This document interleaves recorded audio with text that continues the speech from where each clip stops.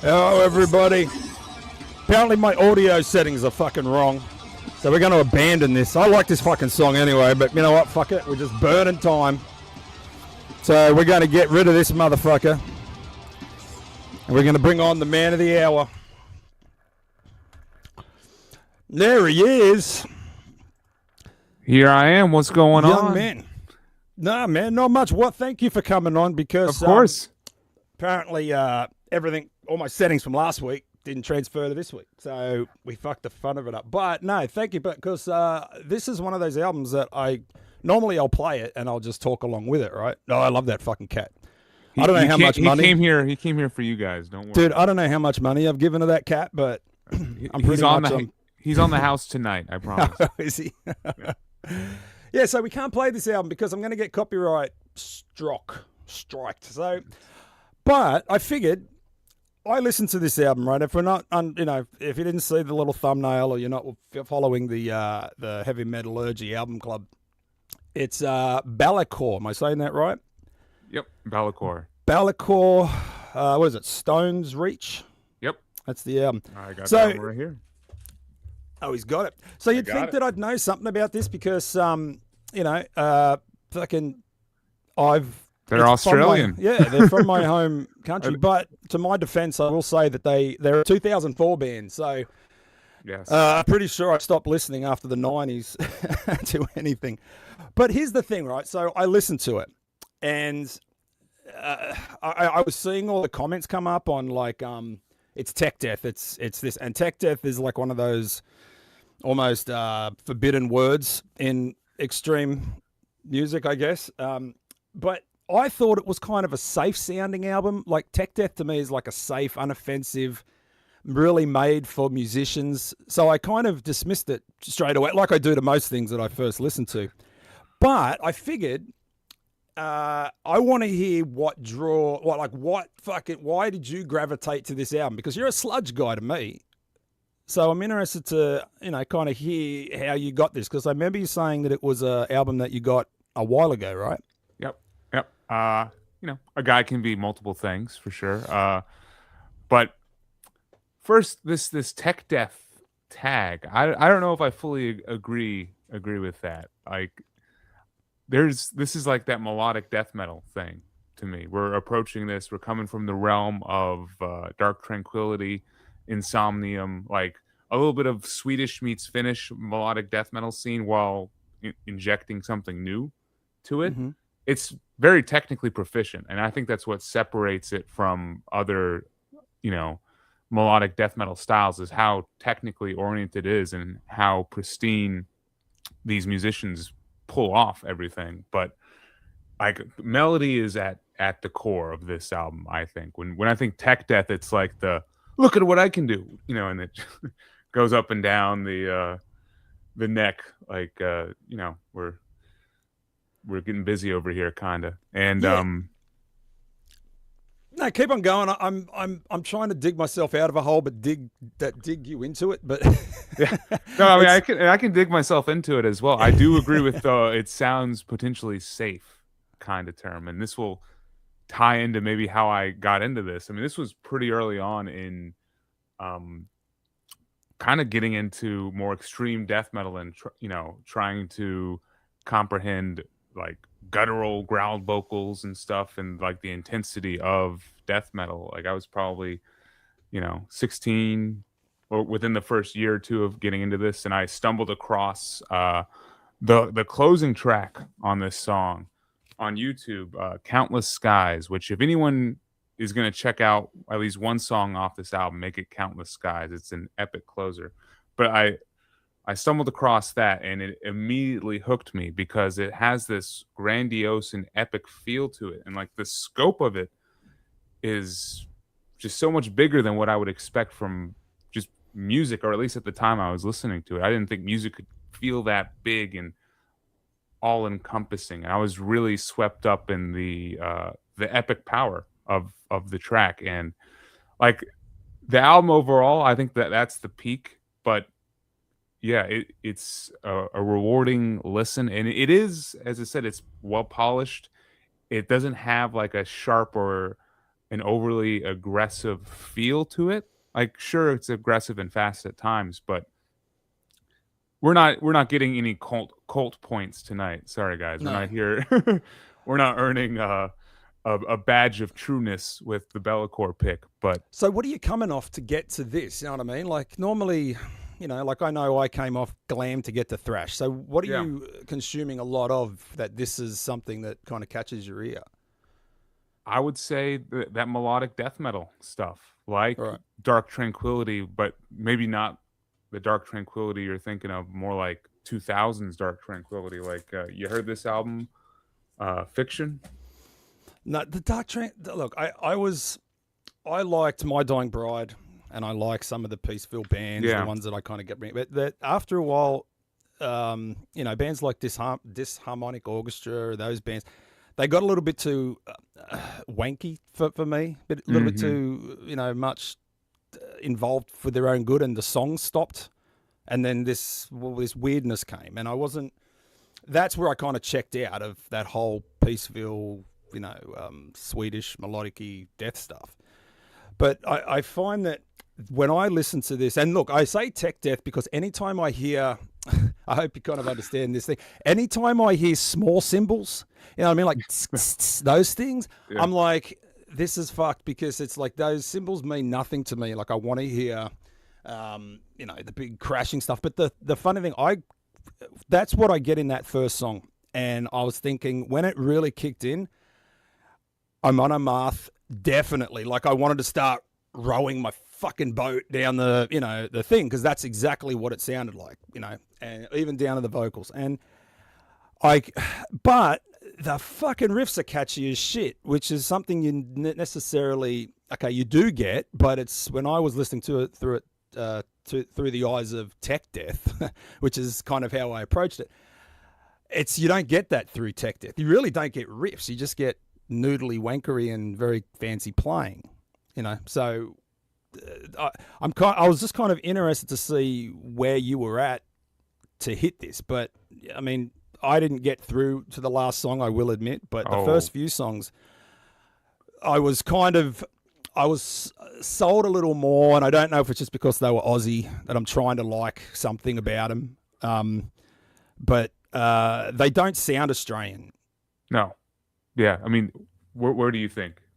European? I mean, definitely like a European, like a Swedish, definitely, and that's what they're headed for, right? But I just don't think, Australian metal at that point was like what Parkway Drive and shit like that. So they're a little bit more abrasive, I guess, a little bit more Suicide Silence, I guess. But this is coming off as something different. Yeah. So 2009, this comes out. So I do know that like Parkway Drive were fucking huge.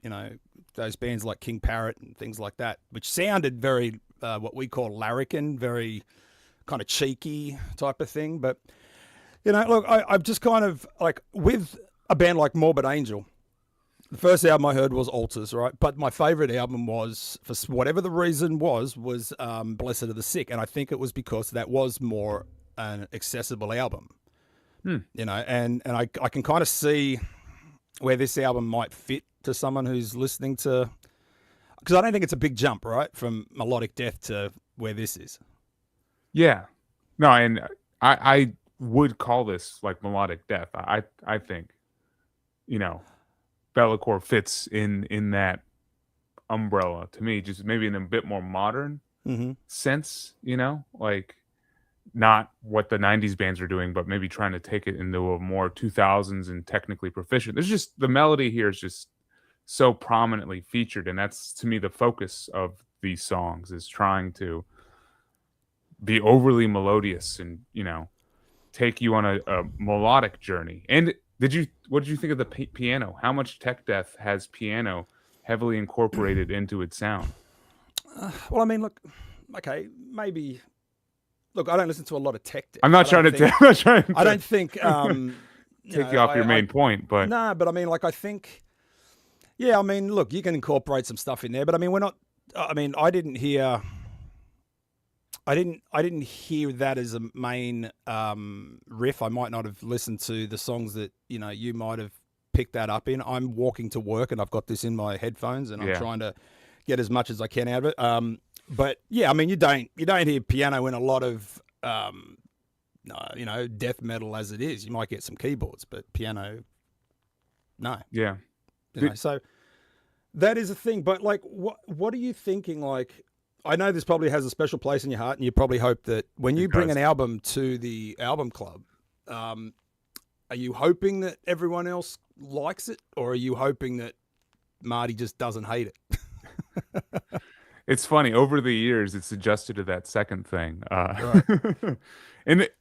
And honestly, it's still, I hope that everybody likes it. Like, I was literally just spinning this, as I said, I was taking notes right up until the show, and I was just thinking, like, man, this sounds so sick. There's no way people are gonna hear this unlike how I'm hearing it. But now you're telling me your thoughts, and it's completely different, completely, opposite in some ways of how I'm hearing this album. So I know it's probably more likely that there's going to be issues with it. Let's just say that. And I think you're already highlighting potentially some of them, like, what was your initial takeaway with the album opening up? You were like, this is just a bit too safe, kind of.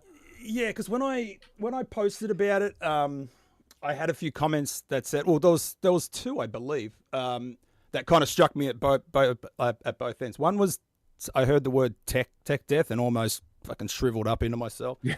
And the other one was like a dismember type of thing. And I didn't hear the dismember, but it was colored in the tech death thing. And I think that's how I went into it. So that was what I heard. And then when I started hearing little symbols, I was like, for fuck's sake. Okay, let's stick with it and see if it does something else. So when it actually started, I was like, all right, I'm on a Marth.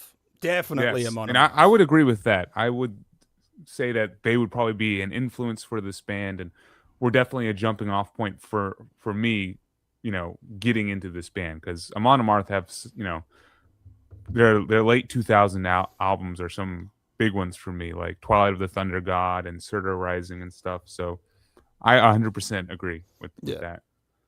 I mean, so as a viewer, I know you don't get to see this side of it, but when I see the album club, I normally will notice that Jim and Marty will almost have a synced up opinion.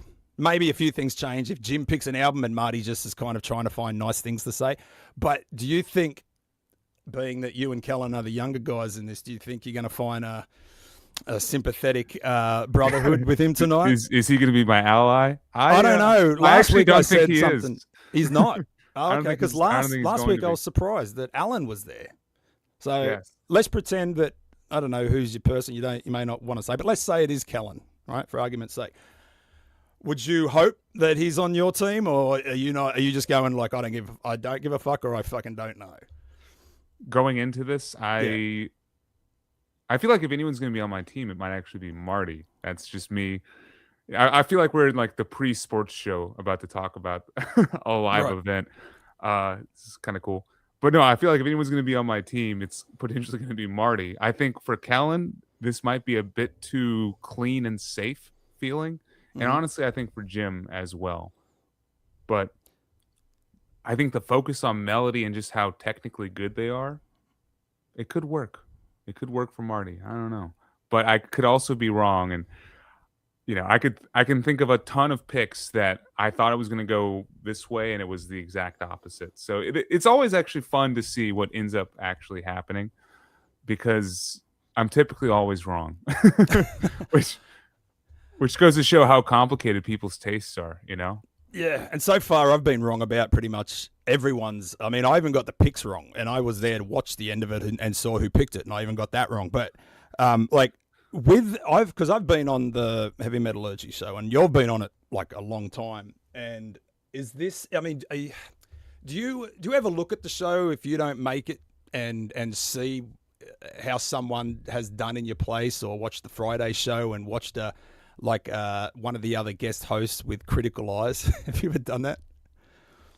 Oh, you mean like if I had pulled Yeah, say something, you're like not. how Yeah, that would have say how, you're like TJ, you can't be there, and Alan steps in or someone else steps in. Do you ever like look at it and go? Because I kind of get protective of things that I've been a part of. oh, I got you. Yeah, I, you know, I will say no currently. Just I think because it was going on for so long before I got tagged to be a part of it. Like I've I have been there for a bit, and it's been awesome. Probably one of the coolest things I've done. Absolutely the coolest thing I've been a part of on YouTube for sure. Um, but it's only been like a year and a half. We're approaching the 2 year mark, but they've been doing this for like 5 years now. So I still feel like it's Marty and Alan. That's the core. That's who it is, and I trust it. I trust their decision making with who is and isn't on you know the show. But hypothetically, if I were to all of a sudden not be allowed anymore, I'm sure I would feel a certain way. Like there's no way around that. But um, it's nice to have a fresh perspective on some things. Also, to be fair, like Alan jumping in last week, I'm pretty sure if Jim was here, that Black Vanity album by Cemetery was going to get lampooned by everybody. yeah, I would have picked that too.